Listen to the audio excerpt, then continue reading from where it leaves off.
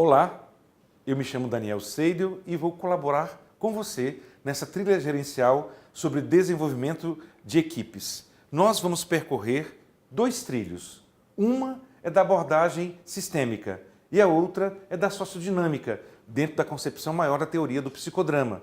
É muito importante que você, à medida que for percorrendo a trilha, possa perceber como que a minha equipe convive, que traços e que regras de convivência ela construiu. Porque toda equipe que atua em conjunto para realizar uma determinada missão, querendo ou não, estabelece padrões de convivência, que nós podemos chamar de regra de convivência ou regra de relações. Esses padrões são construídos no cotidiano. E se você tira um tempo para pensar esses padrões, eles podem servir de referência para cada vez que for necessário, você, enquanto gestor, com a sua equipe, possa parar um momento e repensar. Será que esse padrão de convivência está sendo salutar para o cumprimento e para a entrega dos resultados que se espera da equipe? Ou será que está fazendo e causando algum sofrimento em alguma das pessoas da equipe? Então é muito importante que a gente possa ter um momento de reflexão, porque se a gente não tira esse momento, esse tempo para construir coletivamente essas regras, elas simplesmente vão se estabelecendo tacitamente. E aí, muitas vezes, geram sofrimento e angústia nas pessoas da equipe. Essas equipes, aqui nessa abordagem que estamos fazendo de desenvolvimento de equipes, nós consideramos um sistema aberto. Por que sistema aberto? Porque ela interage com o seu meio, ela interage também com outros grupos que pertencem ao mesmo sistema. Assim, tanto o ambiente do Ministério Público como o contexto social, político e econômico da região e do país se torna um meio que influencia e é influenciado também pelo trabalho da própria equipe. É muito importante que a gente possa considerar o sistema aquele grupo de pessoas com relações estabelecidas. Assim, a gente vai percebendo o que a gente chama de padrões de circularidade. O que é isso? É como que as relações se repetem no seu modo de convivência e com isso criam nas pessoas uma certa expectativa. E qualquer membro da equipe que entra ou que sai, mexe nessa circularidade.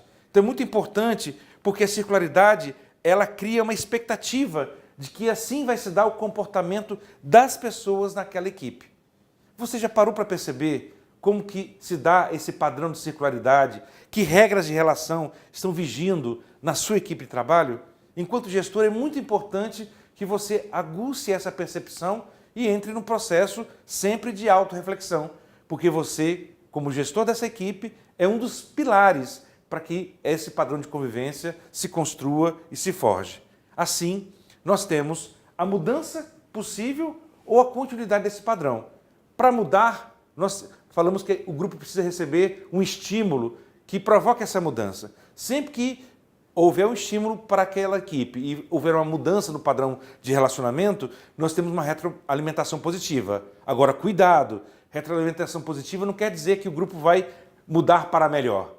Não estou dizendo que isso é bom ou ruim. É preciso sempre avaliar de forma contextualizada. Ou mesmo uma retroalimentação negativa. Que ações você desenvolve para que seja mantido um bom padrão de convivência e relacionamento entre as equipes do seu grupo de trabalho? Para que as pessoas se sintam desafiadas e a partir daí então possam cada vez mais procurar crescer e se desenvolver na equipe. Muito importante que nós possamos então perceber que com o tempo o grupo se estabiliza, alcança aquilo que nós chamamos na teoria geral do sistema de homeostase. Só que a homeostase não é um equilíbrio parado, é um equilíbrio dinâmico. Ou seja, as pessoas começam a ter uma capacidade maior de empatia umas com as outras, sabem exatamente o que podem esperar dos colegas, da chefia, daqueles e do meio onde esse grupo, essa equipe de trabalho também está inserida. Essa homeostase, ela pode sofrer calibração, ou seja, ela pode sofrer ajustes, a depender do ambiente e do meio onde essa equipe está inserida. Muitas vezes as equipes suportam reveses, críticas e questionamentos muito fortes e continuam a se desenvolver porque têm autoestima e conhecem a qualidade do resultado do seu trabalho. Todavia, algumas vezes, conforme chegue esse estímulo, essa calibração pode causar um revés e até a própria equipe se desconstituir. Então é muito importante que numa homeostase nós tenhamos calibração, ajustes, que acontece quando sai uma pessoa, quando entra uma pessoa, ou quando a equipe é avaliada no seu contexto, no contexto do seu ambiente, principalmente aqui no caso do Ministério Público. Então é muito importante que a gente possa perceber, será que essa homeostase que o grupo alcançou, ela está boa? Ou será que é preciso provocar algum tipo de mudança nesse equilíbrio dinâmico que o grupo assumiu? Muito importante que a equipe tenha, periodicamente, novos desafios, para que as pessoas possam, então, perceber que elas têm potencialidade de avançar para além daquilo que já conseguem hoje entregar como resultados dessa equipe. E aí a gente passa para a aplicação da sociodinâmica de grupos ou dentro da teoria geral da socionomia, que é uma abordagem que tem a sua origem com o psicodrama. Aí eu estou como referência com Jacob Levi Moreno, como grande criador do psicodrama. Um grupo tem vida e como toda vida acontece, ele começa no primeiro momento com um caos indiferenciado. Há muita ansiedade, angústia, ninguém sabe como que aquela equipe vai se forjar, que imagem que ela vai construir no seu meio. Então, realmente é um caos indiferenciado. Esse é o primeiro momento da equipe. Isso acontece quando muda a chefia, isso acontece quando um novo integrante se incorpora à equipe. Sempre haverá esse caos inicialmente indiferenciado. Depois, as pessoas vão tendo identidades, relações de aproximação, relações de afastamento, formam-se duplas, trios, quartetos, ou seja, as pessoas estão se experimentando nos relacionamentos, vendo quais são as regras de convivência admitidas pelo grupo e quais são aquelas que não são admitidas pelo grupo. Então é um momento de experimentação, onde há conflitos, tensões também, mas, enfim, as pessoas nesse processo vão se reconhecendo. É a diferenciação horizontal. Finalmente, as equipes, os grupos, chegam ao que a gente chama de diferenciação vertical, quando há uma certa estabilidade. Lembra da palavra homeostase? É nesse momento que há a homeostase do grupo, onde papéis de liderança, papéis de colaboração e cooperação são estabelecidos e se formam, então, o que a gente chama de rede sociométrica do grupo. Isso dá coesão ao grupo, dá sustentação. Mas cuidado, pode ser que também nessa construção alguns dos seus membros fiquem excluídos. E é papel do gestor justamente perceber esse grau de isolamento de alguns dos seus membros e aí entrar num diálogo que seja construtivo e seja efetivo para tentar incorporar e também colocar na rede de coesão aquela pessoa que naquele momento ficou isolada ou excluída do próprio grupo. Porque a realidade social, dentro dessa abordagem sociodinâmica, ela é uma tricotomia social. Meu Deus, que conceito é esse? Ou seja, a realidade que se constrói é resultado daquilo que é a sociedade externa, ou seja, a organização formal, as nomeações que saem no Diário Oficial da União, mas também ela é fruto da interação com as redes de afeto e desafetos. Porque nas equipes, não importa se ele ou aquele é o gestor nomeado no Diário Oficial, as equipes têm a sua forma de relacionamento e as suas relações de poder que se estabelecem. E nesse sentido, então, é muito importante que a gente possa reconhecer. Não é sempre o gestor nomeado que exerce, de fato, a liderança do grupo. Isso não é problema. O que é importante é que você tenha a cooperação daquele que nas redes sociométricas, nas relações de poder efetiva, estejam sendo uma relação de cooperação e de construção coletiva.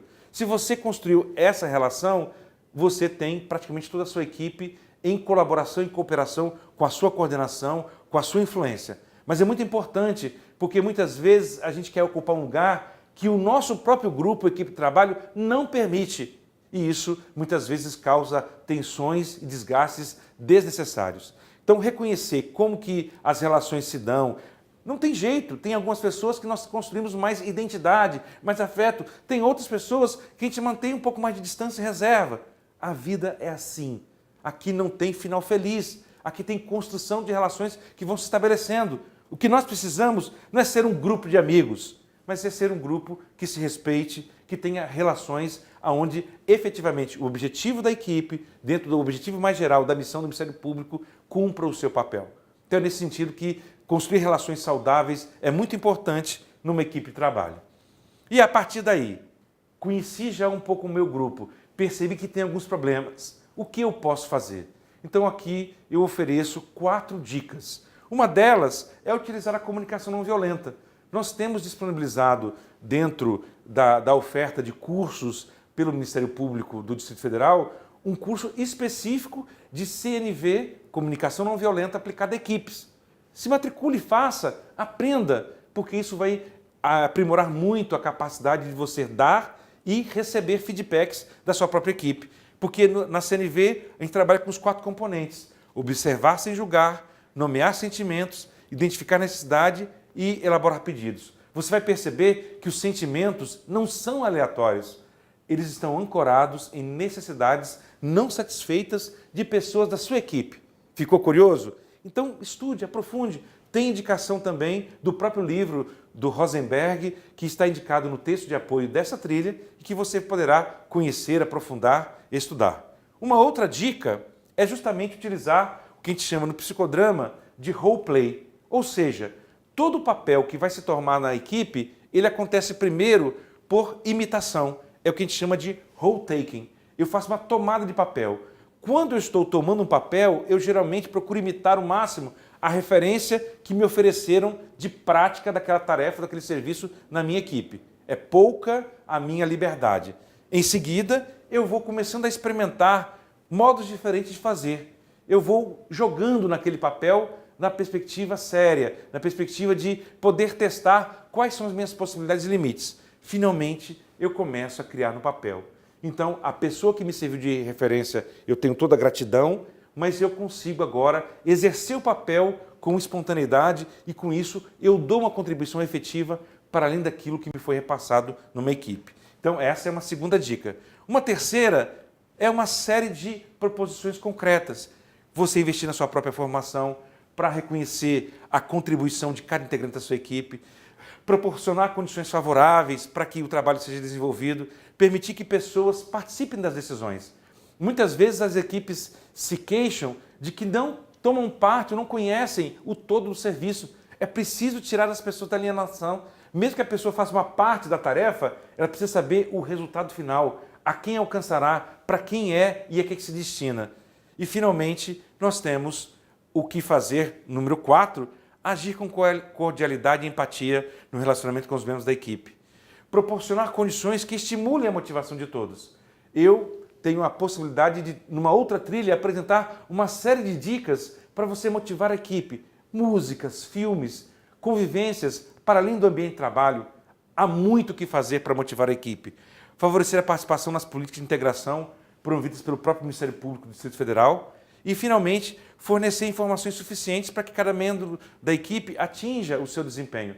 Como é que aquele membro da equipe vai saber se o trabalho que está fazendo está aquém, se não tiver um feedback feito de forma correta e positiva para essa pessoa? Então, é um repensar contínuo. Cada um de nós precisa, enquanto gestor, enquanto gestora, pensar nossas atitudes. Sempre, sempre, sempre. E você? Depois dessa jornada, dessa trilha sobre desenvolvimento de equipe, como é que se sente? Se sente mais preparado? Se sente desafiado? Faça o diagnóstico da sua equipe e qualquer coisa, entre em contato conosco.